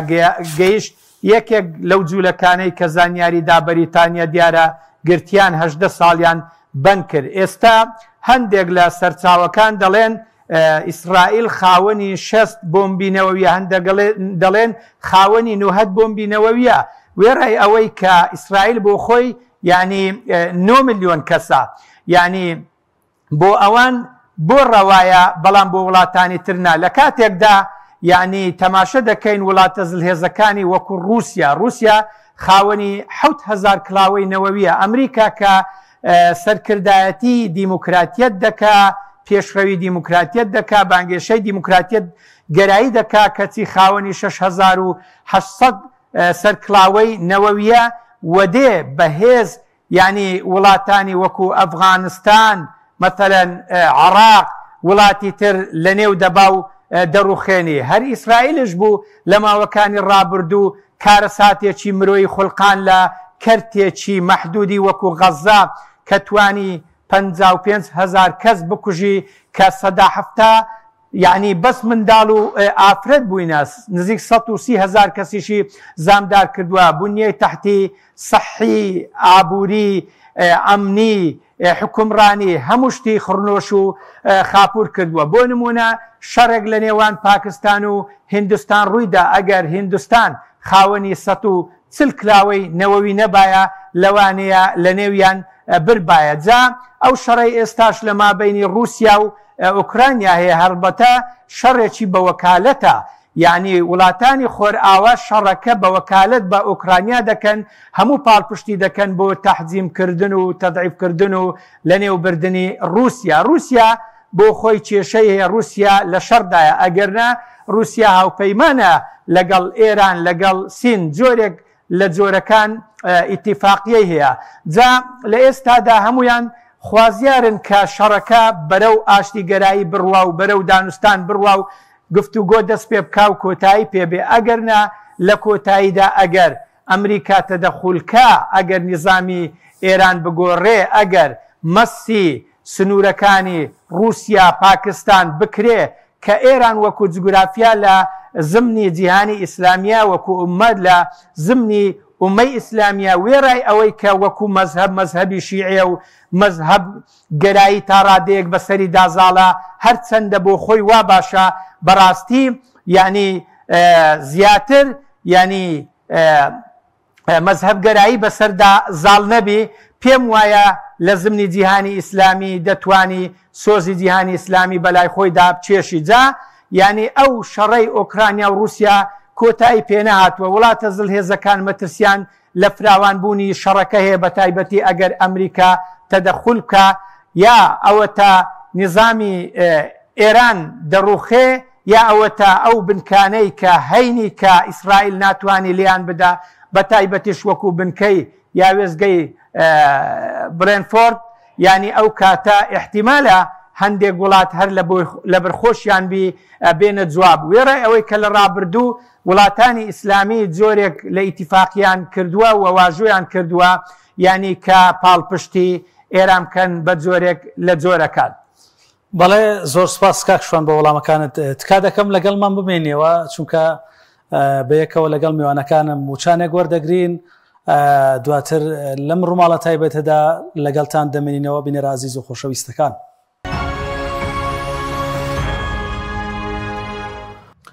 جارێکی دیکە سڵاوتان لەبێ خۆشەویستانم. لە تەوەری دەرهاویشتەکانی جەنگی ئێران و قەوارەی زایونی لەم ڕووماڵە تایبەتەدا لەگەڵ خۆشەویستان لە میوانەکانم لە ستۆدیۆی سلێمانی و هەروەها لە ستۆدیۆکانمان لە شاری هەولێر بەردەوامین و درێژە بە گفتوگۆکەمان دەدەین. کاک نەوزاد دەگەڕێمەوە لای بەڕێستان. هەمیشە کە وڵاتێک تووشی جەنگ دەبێت یاخود ڕوبەڕووی قەیرانێک دەبێتەوە، بەشێک لە وڵاتانەی کە هاوسێن یاخود ئەوانەی کە بەرژەوەندیان لەگەڵی هەیە یاخود ئەوانەی کە ڕێکەوتنیان لەگەڵی هەیە هاوپەیمانیەک دەبەستن لەگەڵیدا. ئێستا پێشووتریش پرسیاری تورکیام لێ کردی و نەتشاردەوە کە دوای ئێران نەک تورکیا بەشێک لە وڵاتەکانی تری خۆرهەڵاتی ناوەڕاست ئەوانەی کە ئیسرائیل بە لەمپەر لە بەردەم خۆیانی ببینێ دەبێتە ئامانجی ئەو دەسەڵاتە یاخود ئەو قەوارەیە. لە چەند ڕۆژی ڕابردوو وڵاتی مالیزیا، وڵاتی تورکیا و پاکستان، قەتەر دەنگۆیەک بوو لە ڕاگەیانەکان بڵاوکرایەوە کە ئەمانە هاوپەیمانیەک پێک دەهێنن بۆ بەرگرتن لە ئیسرائیلانی کە مەگەر پشتیوانی لە ئێرانیش نەبێ بۆ بەرگرتن لە ئیسرائیل. پرسیارەکەم ئەوەیە بۆ تا ئێستا وڵاتانی خۆرهەڵاتی ناوەڕاست هەموو ئەوانەی کە دەزانن ئەو مەترسیەی لەسەر ئێران هەیە، لەسەر تورکیا هەیە، لەسەر وڵاتێکی تری وەکو سعودیە و قەتەر و میسر هەیە، حەلی ئیسرائیل ناکەن یاخود سەدێکی بۆ دانێنێن، ترسە لەو قەوارەیە یاخود متمانەیان بە یەکتری نییە؟ خۆی بەڕاستی بەداخەوە جیهانی وەکۆڵەن جیهانی عەرەبی بە شێوەیەکی عام و جیهانی ئیسلامیش تا ئێستا موقفێکی ئەوەی نیە، ئەوەی کە جەنابەت باسیەکەی مالیزیا، تورکیا یاخود چەند وڵاتێکیکە هەمویان دوورە دەستن لە مەنتقەکەوە و وەکو بە ئەگەر بە لۆژیک بیرکەینەوانیە ئەگەر مووقفێکیشانە بێ ناتوان لە ڕێگەی وەکو بڵێن بە کردارەکی بە عملی بێنە ناو شەڕەکەەوە یاخود بە بەشداری شەڕەکە بکەن یاخود سنوور بە سنوورەوە بێ و هاوبەشی ناخۆشیەکانی ئێران بکەن لە شەڕەکە. ئەوانە وەکوتم دوورە دەستن و مووقفەکە بەڵام بۆ خۆی مووقفێکی مێژووریە کە هەڵوێستێکیان هەبووە. بەداخەوە مەسەڵەن سەد و ئەوەندە وڵاتی ئیسلامیمان هەیە، 22 وڵاتی عەرەبیمانێ هەمووی بێدەنگی لێ کردووە بە ئەوە ڕاستە لەوانەیە زۆریان پێخۆش بێ لەبەرەوەی ئێرانێکی شیعە مەزهەبی و بچووچکەنەوە کێشەکە بەداخەوانێ لە ئیسلامە گەورە فراوانە جوانەکەوانێ کورتیەکەنەوانی لەسەر مەزهەبی شیعە و سوننا ئێستا هاتوتەوە بە مێژوش هەروە بووە. مووقفی وڵاتانی کەندا و کە سعودیە و هەر شەش وڵاتەکەی کە ئابینێت حتمما ئێران لە مێژووەوە هەروە بووە کاکە بیرمان نەچێ لە سەردەمەکانی دوای شەڕی جیهانی یەکەم و بە درێژایی دەسەڵاتی پەهلەویەکان هەمیشە ئێران تەماحی هەبووە لە وەکوڵێن بەری ڕۆژ ئاوای کەنداوی عەرەبی ئێستاش نایشارێتەوە بەحرێن بە بەشێک لە وڵاتی خۆی دانێ ئەوە تا خۆتەنزار ساڵ 1970ەوە سێ جزوورەی تومبل کوبرا و تومبل سۆغرا و ئەبوو موسای ئیماراتی داگیر کردوتە ئەوەی ناکە لە ساڵی هەفتاویەکە چاکەیەک و پیاوەتێکی لەسەر دەسەڵاتی عومان کرد لە کبکردنەوەی شۆڕشی ظەفارەکان لەوەیە یعنی ئەمە وای کردووە کە ئەم وڵاتانە هەمیشە ترسێکیان هەبێ لە دەسەڵات و هەژمونی ئێران و خۆشتان دەزانن تا ئێستا بۆ نمونە تەنانەت لەسەر ناوی کەنداوی فارسی یا کەنداوی عەرەبی ئێران پێداکرێتەوە کەنداوی فارسیە بەڵام عەرەبەکان مل نادەن بۆ ئەوە بۆیە وەکوتم مووقفی ئەمان جیاوازە وەک لە مووقفی مالیزیایەکی دوورە دەست لە ئێرانەوە یاخود تورکیایەکە ئەوە مەسەلەن ئێران بە شێوەیەک لە شێوەکان مەترسی نییە بۆ سەر مالیزیا مەترسی نییە بۆ سەر تورکیا تەنانەت ڕاستە من بنانەیەکی مێژووی سنوور و ئەوانیان هەیە بەڵام وەکو وڵاتانی عەرەبی نییە وڵاتانی عەرەبی بەداخەوە کاڵێم ئیسلامین بەڵام بەبێ ئەو ئیتیفاقی ستراتیژی ساڵ 1945 ئەمری لەگەڵ ئەمریکایە کە لە سەردەمی ئایزنهاورەوە بەسراو لەگەڵ مەلیک عەبدولعەزیزە تا ئێستاش درێژەی هەیە بە مروری ئەو هەفتە ساڵی ڕابردوو ئەگەر ئەمریکانەی پاراستنایە بە شێوەیەک لە شێوەکان قەت بە ئێستاشەوە دەسەڵاتی بەرەنگاری خۆپارێزیانی لە بەرامبەر ئێرانە ئەمە مووقفەکانە بەڵام بەڕێی من دەبوو ئێستەکانە یعنی من پێم سەیرە وەکوڵەن جامیعەی عەرەبیمان هەیە کۆنگری وڵاتانی ئیسلامیمانەیە کۆنگڵی وڵاتانی بێلایەنمانەیە کە زۆرینەی ئیسلامی و عەرەبەکان تیا باڵا دەستن ئیتر ئەم کۆنگرەی ساڵانەیەتان لە پای چی ئەگەر تۆ لە کاتی شەڕە بەتەنگ ئەندامێکی خۆتەوەنەی بەتەنگ برایەکی خۆتەوەنەی وەکو ئەوەیە دایمەن لە خۆشیەکانە هاوبەش بن بەڵام لە ناخۆشیەکانە کاکە هەرێکە لە ماڵی خۆی بەڕاستی مووقفی عەرەبەکان زۆر بەهێزە زۆر لاوازە هەر ئەمە ژوای کردو بەڕێی من وای لە ئیسرائیل کردووە بۆ حەجمە بچووکەی ئەرزیەوە ژماری دانیشتوانیەوە پرچێشی بکە ڕۆژ بە ڕۆژ خۆی فرانکە دوێنێ پێرێ کاک دکتۆر ئەوە نەخشەی تازەی ڕۆژهڵاتی ناوڕاستی بڵاو کردوێتەوە کە سیر دەکەی ئیسرائیل هەموو سعودی و هەموو کەنداوی هاتۆتە سەر خلیجی عەرەبی بە درێژایی ڕووباری فرات خەونە تەلمودیەکەی یاخود وەکوڵێن تەوراتیەکەی لە ڕووبار بۆ ڕووبار یاخود لە بەحر بۆ ڕووبارەوانە درێژ بۆتەوە باشە ئەمە ئەگەر بی هەڵوێستی عەرەبەکان نەبێ ئەمە چ معنایەکی هەیە بخۆتان دەزانن بەڵام بۆ من حەزەکەم لێرە ئەم نقطەیە باسکەم ئەگەر هەموو وڵاتە عەرەبەکان خۆتان دەزانن بەشداریان کرد بە ئیمارات و بە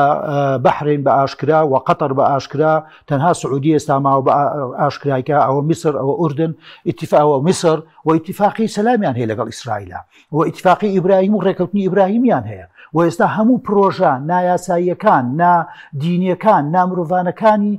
ئیسرائیل و ئەو خەونەزڕێ ئەوان بە شێوەیەک لە شێوەکان مەسەڵەن دیانەتی ئیبراهیمی چێ ئێستا پێکتان هێنا و کردوتانە بەداهێنانێک و حتا تەنانەت بەداخەوە خەریکن لە کوردستانەکەی خۆشمانە پەری پێێن یعنی ئەمانە ئەم عەرەبانە بزانن یان نەزانن لە ترسەوە بێ یا لە مەجبوریانەوە بێ بوونەتە کارکتەرێک لەو سیناریۆ ناشرین و قێزەونەی بە تایبەتی غەرب و ئەمریکا و ئیسرائیل لە مەنتیقەکە ئیجێڕێت ئێمەی کورد من بۆ لە پێش بەرنامەکەش هاوتم من هەموو خەمەکەی کورد هەموو خەمەکە ئەوەیە کە ئێمەی کورد و کوردستان لێرە چ مووقفێکمان هەیە و چۆن خۆمان پارێزین بەداخەوە کە ئێمە لە چوارچێوەی دەوڵەتی عێراقا حسابمان بۆ کرێ یا سیر دەکرێن بەڕێی من کوردستان نەچێتە هیچ بابێک یەکێک لەو بەرانەوە ڕاستە ئێران وڵاتێکی دراوسێ وڵاتێکی گەورەیە لە تنگانەکان لە خۆشیەکان لە ناخۆشیەکان لەگەڵمانە بووە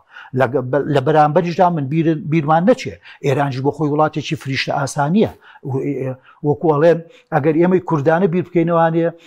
لەو دی سنوورەکان و براکانی ئێمە قەتڵ و عام و کوشتن و کوشتارەکەن هەر هەفتەی پێش و چەند کۆڵبەر و چەند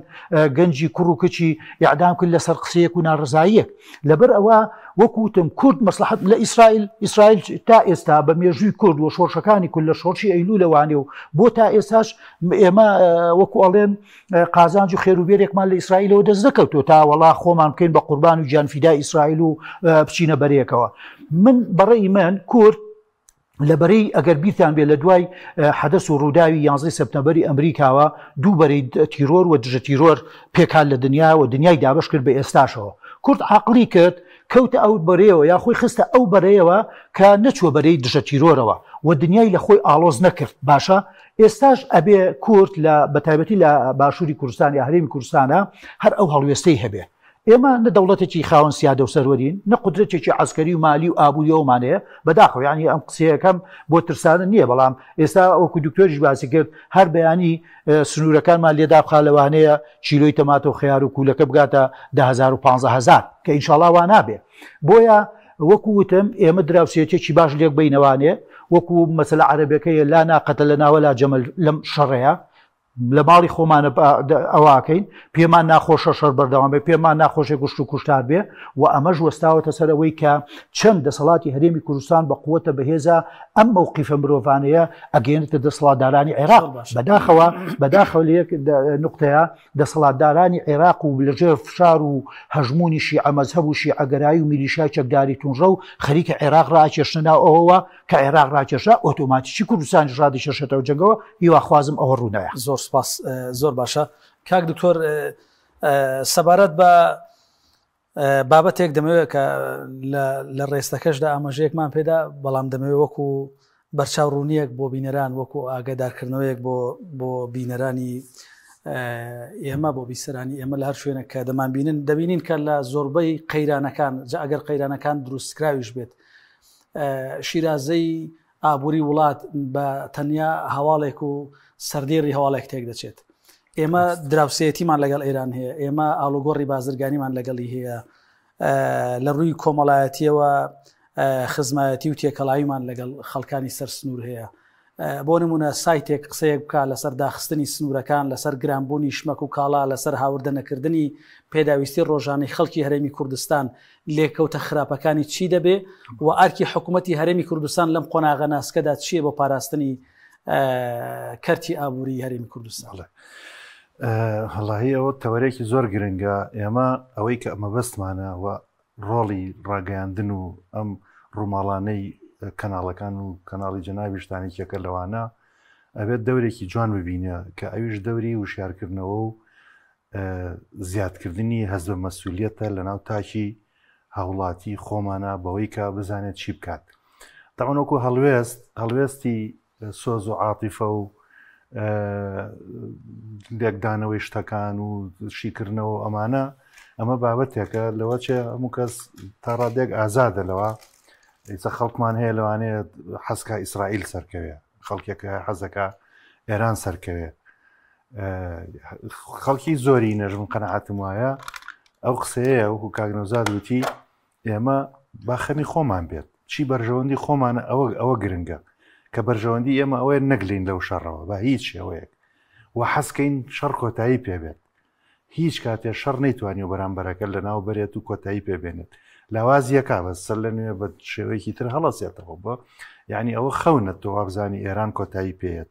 و خەونەوە وابزانی ئیسرائیل کۆتایی پێێت. لەبەرەوە کەواتە هەرە بێ بێنەوە سەرمێزی گفتوگۆ، کەواتە ئێمە بۆ خۆمان کوڵێ لە مەلیکی زیاتر مەلیک بین. بەعزێ جار یعنی کە ئەبینی لە کەناڵەکان ڕاگەاندنەوە ئەم حاڵەتە ئەبینی زۆر نەشیاوە. ئەوە بەشێکی تری ئەوەی کە بەداخەوە هەندێک کەس هەیە نامەسئولانە، هەندێک خەبەر بڵاوەکاتەوە، هەندێک قسە، هەندێک لێدوان بڵاوەکاتەوە بەوەی کە جۆرێک لە ترس و تۆق و جۆرێک لە یعنی ئێستا چ خزمەتێکە کابڵی کاکت کاری سەبڕێەوەیە و وەزعکە زۆر خراپە بێت. غێری شڵەژان لە ناو کۆمەلگا و لە ناو خەڵکا و ڕاکەڕاکی کاتی کۆرۆناکەمان لە بیرەکە یەک مارکێت نەمابوو هەمووی بەتاڵ کرا لە خواردن و ئایا ئەو خواردنە بۆ کوێچوو چی لێ هات. یعنی ئەوەی ئەهێنا کە ئەمە ناوشیاری خەڵکەکەیە و ناوشیاری و نامەسئولیەتی کەناڵەکانیشەکە ڕێگە بەوە بن ئەو حاڵەتانە دروست بێت. بۆیە من دەستخۆشی یەکەم وابزانام وەزارەتی ڕۆشنبیری جۆرێک لە ڕێنمایی دەرکردووە کە کەناڵەکان بەرپرسانە مامەڵە بکەن لەگەڵ ئەمە هەر قسەیەک ئەبی سن مەرجە بڵاویکەیتەوە یعنی مانشێتێک جاری وایە لەگەڵ ناوەڕۆکەکە کە فەرقی هەیە دڵڕاوکێکی زۆر دروست دەکات یعنی وەکو باسم کرد پێشتریش تۆ لە سەردێڕەکە ئەنووسیت مەرز داخرا یعنی هەمووی خوڕپەیەکی بۆیەت یعنی چی تەمەم ڕۆژانە لە مەرزەکانەوە شتمان بۆیێت ئەوانە دابخرێ یعنی چی لەبەرەوە کەچی ئەشچیت سێرەکەی مەزەمەن و دوو مەرز داخراوە ئەتو ئەمە مەسئولیەتەکەی لەکوایە بە هەمان شێوە خەبەرێکی مەسەرەن تەوەقعاتەکرێ کە ئەگەر ئەم شەڕە 3 مانگی کە بخایەنێت ئەو بۆ نمونە فلانەشت گرانە بێت کاکە تۆ جارە 3 مانگ زۆر زۆرە تۆ بۆ لە ئێسەوە نقڵانە ئێوە لێ ئەی وەکو کوردەواری ئەڵێت بۆ مەسەرەن ئەم دەهۆڵی شەڕ لێ ئەیت کە تۆ خۆ تووشەکەی تایە بۆیە منم نامەسئولانەیە کە قسەیە بکەی لە بەرژەوەندی خەڵک نەبێت یاخود شڵەژان دروستکە لە ناو خەڵکە بۆیە لێرە داوا ئەەکەم ڕاستە ئێمە نەقاعدەیەکی ئەسکەرین نە وڵاتێکین بە ئێمە شتەکان یەکلا بکرێتەوە خەڵکێکی هەمیشە بەڕاستی بەژمەینەت بووین یعنی شەڕەکانی ئێران و عێراق لە کاتی خۆیان هەر کورد زەرری کردووە شەڕەکانی ناوخۆ ئێمە هەر زەرمان کردووە شەڕی بینی مەسەرەن داعش کە دروست کرا و هێنرا و یعنی هەر کوردی چەند شەهیدمان هەیە لە شەڕی داعشەکە یعنی ئەمانە هەمووی ئیتر بەز نییە ئێمە بۆچی مەسەرن بەناهە خۆمان تووشی شتێ بکەین و تووشی شەڕە بکەین کە پەیوەندی بە ئێمەوە نیە بۆیە تەمەنا ئەەکەین کە هەر کەسە لە ئاستی خۆی مەسئولانە مامەڵە بکات لەگەڵ ئەم حاڵەتەیە و تەمەنای ئەوە ژەکەین و ئاماژەکانیش بەرەو ئەوەن کە ئیشاڵا ئەو شەڕەش بە هەر نەوعێبێک ئەبێ کۆتایی پێبێت بە هەر نەوعێبێت ئایا تەنازولەکەن بۆ یەکتری ئایا تێ ئەگەن کە ئەمە نەزیفێکی ئابووری یعنی هەر لەسەر شتە ئابوووریەکە شتێکم بیرکەوتەوە زۆر زەرورە کە بیڵین کە نەمانوت یعنی هیچ وڵاتێک ئابووریەکەی ناتوانێت لەسەر پێی خۆی بۆسێ لە شەڕە بۆ چونکە جگەل لە خەرجەکانی شەڕ بەجارێ هەرچی سێکتەری هەیە ڕائەوەستێ یعنی سەمە باسی ئیسرائیل بکەین سێکتەری سیاحی کووە سێکتەری زراعە و پیشەسازیەکەی کووە سێکتەری تەنانەت هەر ئاڵوگۆڕی بازرگانی ناوخۆی چی بەسەریت ئیسا هەمووی لە ژێرزەمینەکانە بە هەمان شێوە ئێران ئەڵێن تاران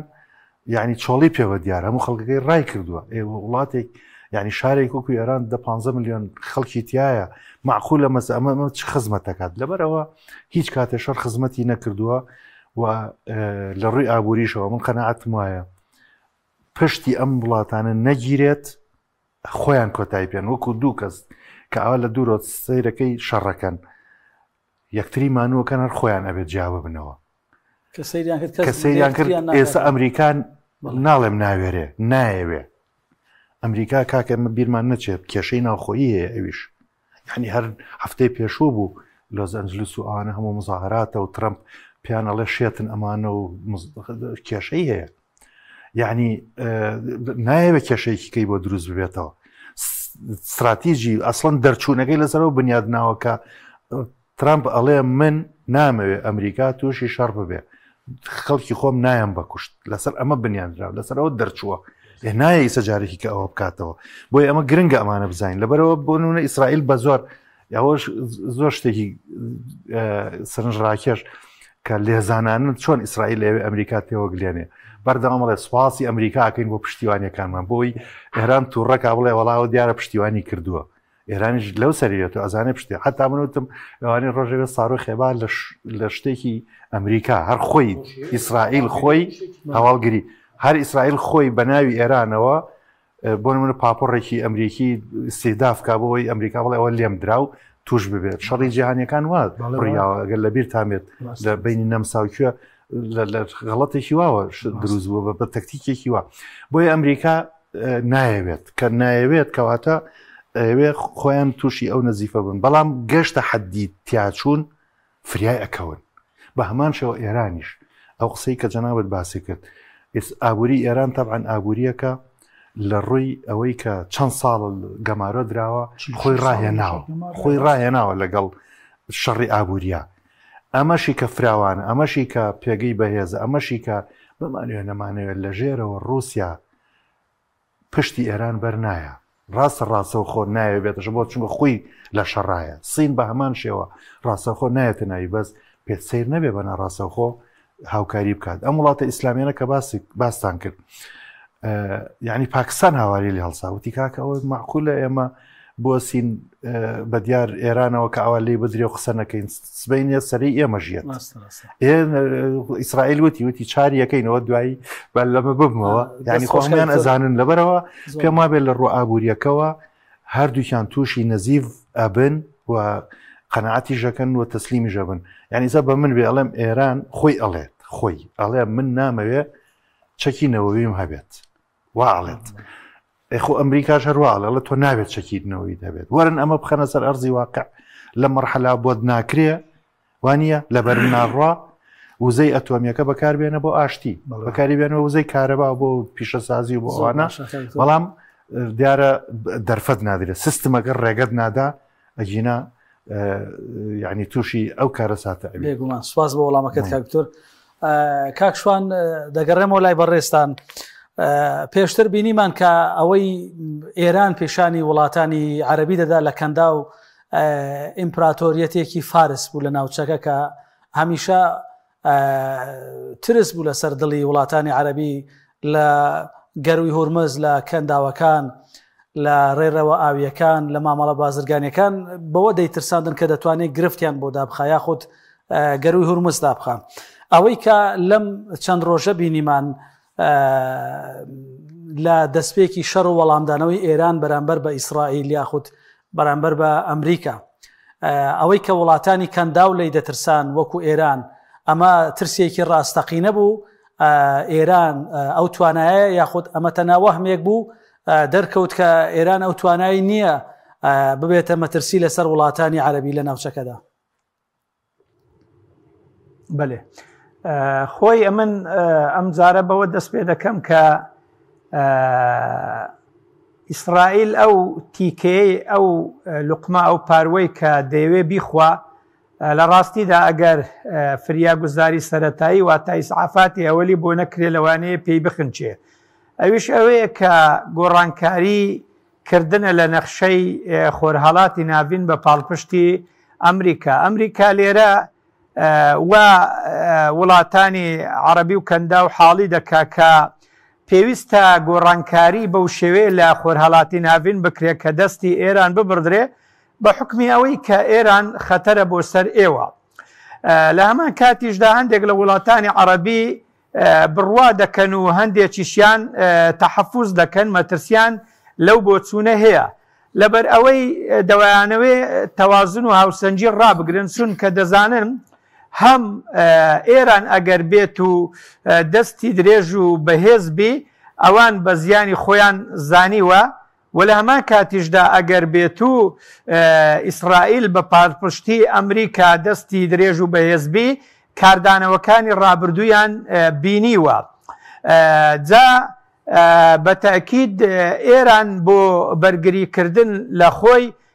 چەند کارتێکی بەدەستەوێ یەکێک لە کارتەکان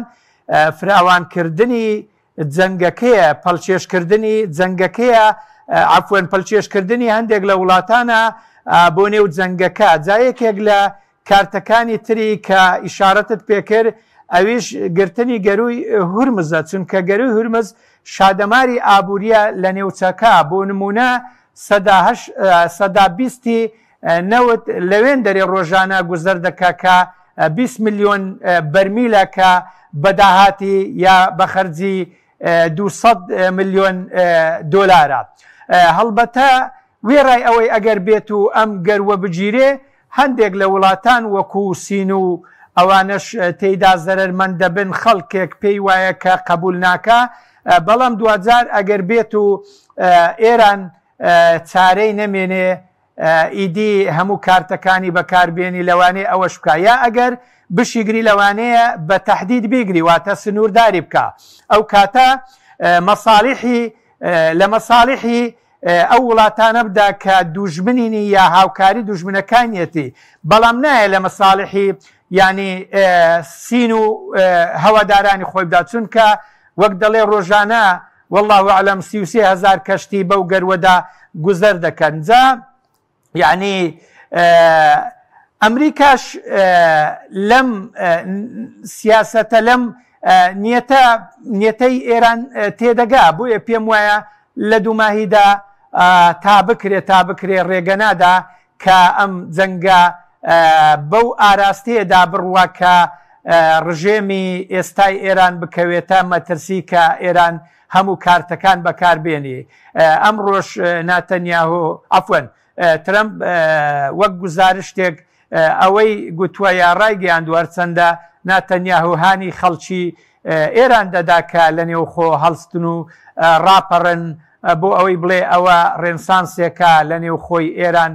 ڕووی داوە خەڵکی ئێرانە قبول ناکە ئەم ڕژێمە ببینێ بەڵام هێشتا ئەوە ماوە هەتا لە ڕووی سەربازی بەڕای من ینی ئێران هێشتا چەندان چەکی تری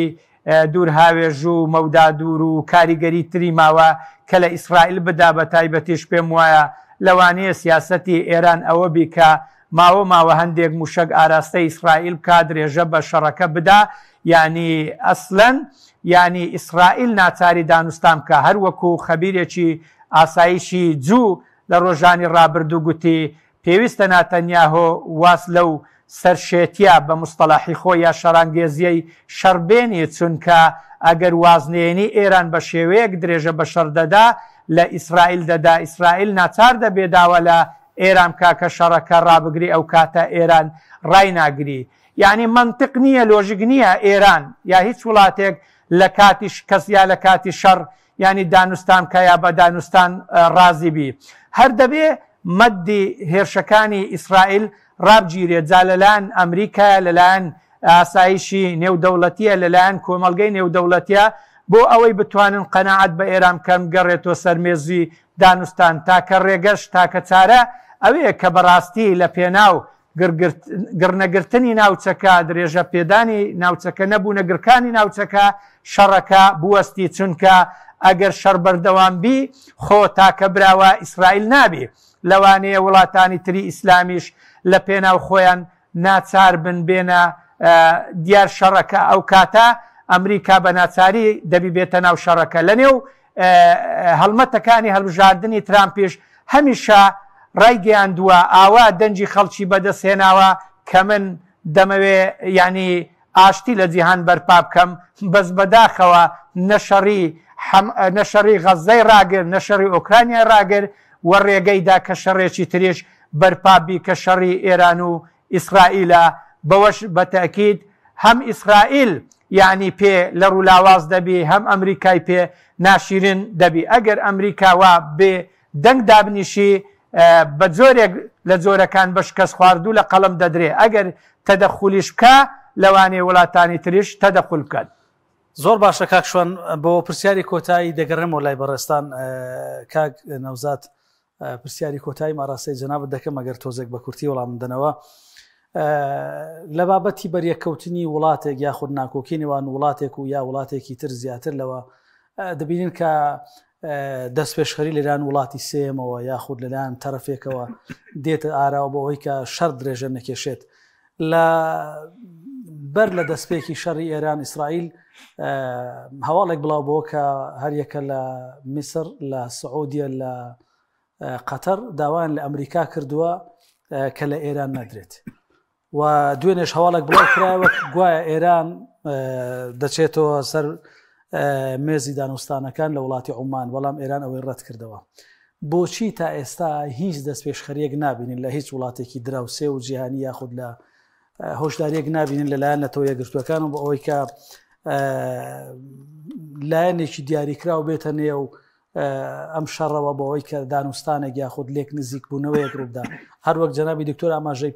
پێکرد یاد بابەتەکە لەوە دەچێت کە ئەمریکا و کۆمەلگەی نێودەوڵەتی بە دیار ئێران و ئیسرائیلەوە دابنیشن تاکو خۆیان لاواز و بێتاقەت دەبن خۆی یەکەم بە دەردی کابراڵێ زۆر ئەوە لە سەر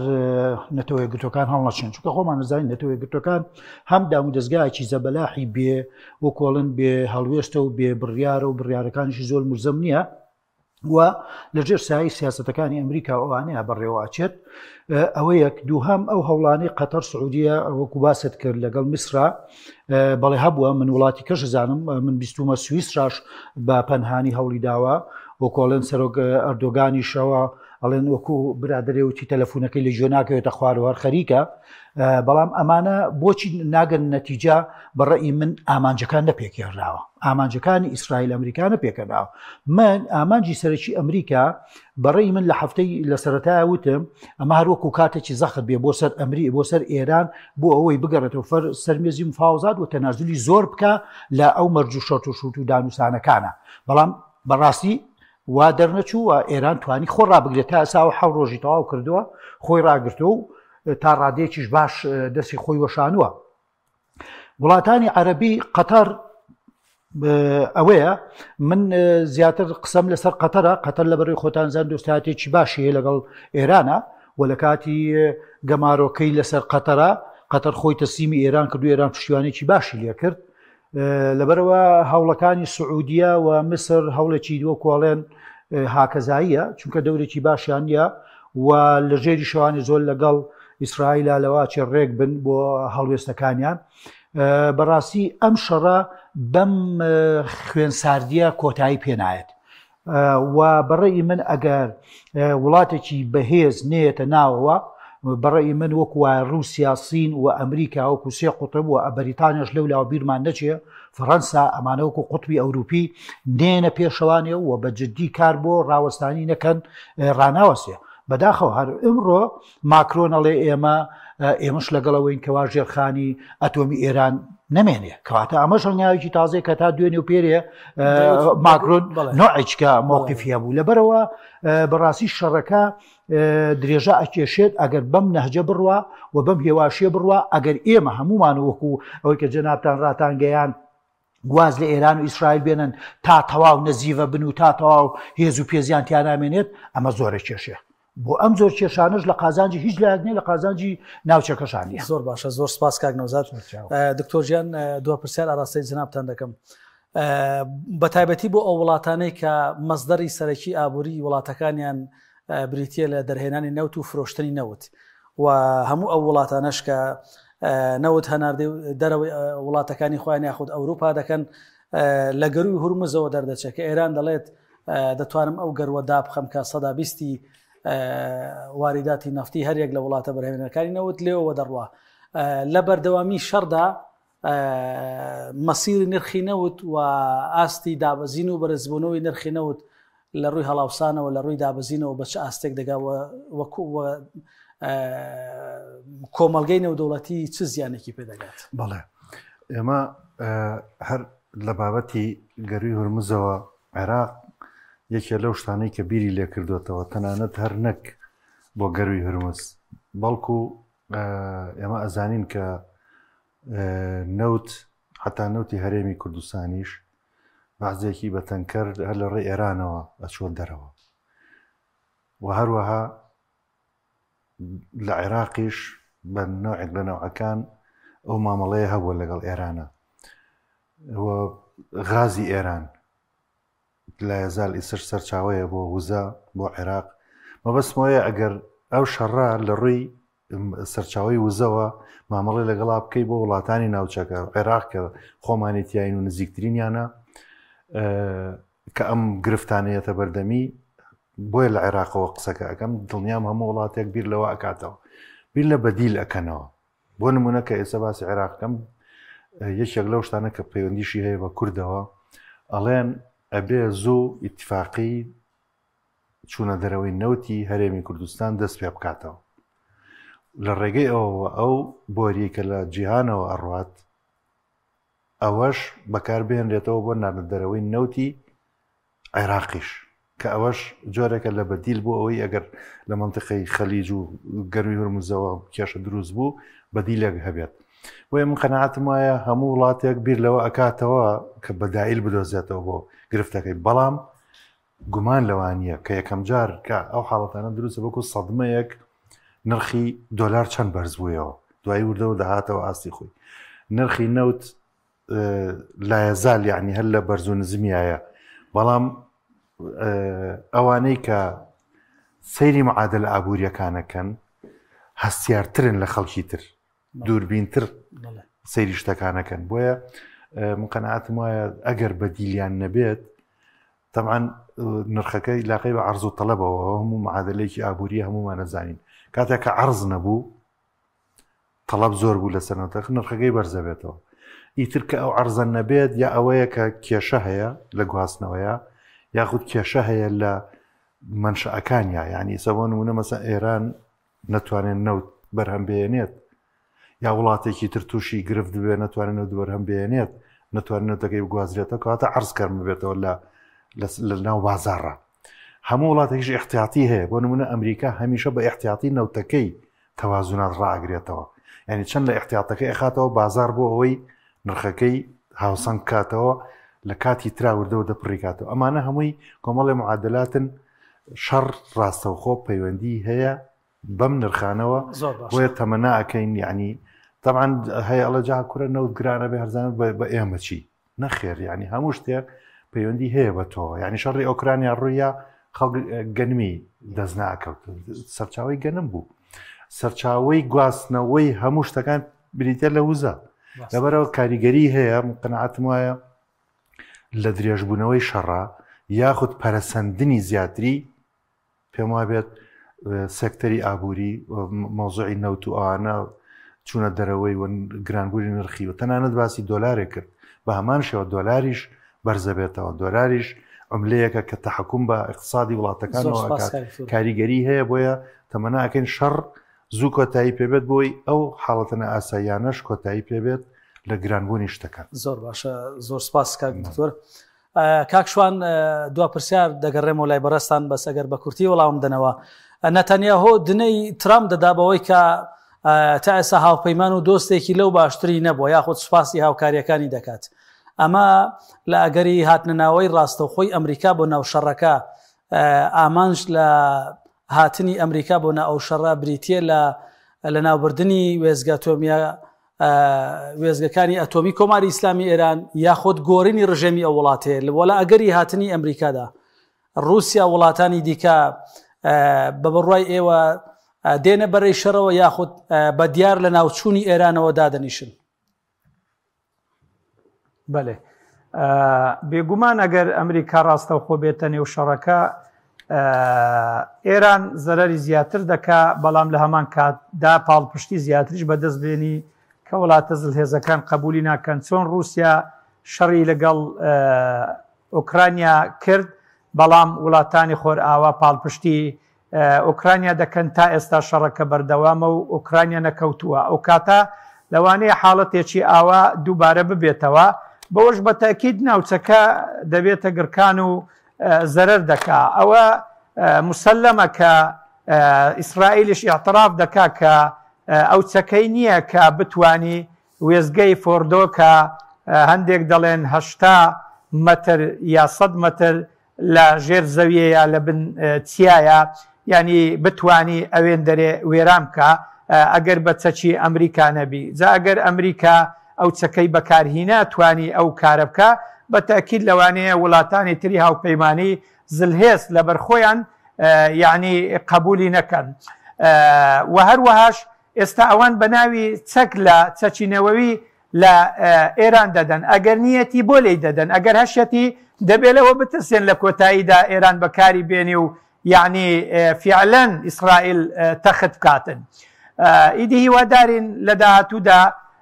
شەڕەکە بوەستی و ئاشتی بەرقەرار بی و بە تایبەتیش ملەتی کورد نەگلێتە نێو ئەم شەڕە و بتانی تەحەفوز بەخۆی بکا و خۆی بپارێزی بەڵێ زۆر سپاس بۆ هەریەک لە بەڕێزان دکتۆر ئەمجەد محەممەد مامۆستای زانکۆکە لە ستودیۆکانمان لە شاری سلێمانی لەگەڵمان بووە زۆر بەڕێز نەوزادی مهندس نووسەر و چاودێری سیاسی کە جارێکی دیکە بۆ شەنوکەوی بابەتی شەڕی ئێران ئیسرائیل لەگەڵمان بووە زۆر سپاس بۆ بەڕێز شوان ڕابەر چاودێری سیاسی کە لە ستودیۆکانمان لە شاری هەولێرەوە ڕاستەوخۆ لەگەڵمان بوون خۆشەویستانم تا ڕووماڵ و شەنوکەوی بابەتێکی دیکە بە یەکتری شاد دەبینەوە بەخوای گەورەتان دەسپێرم شەوێکی شاد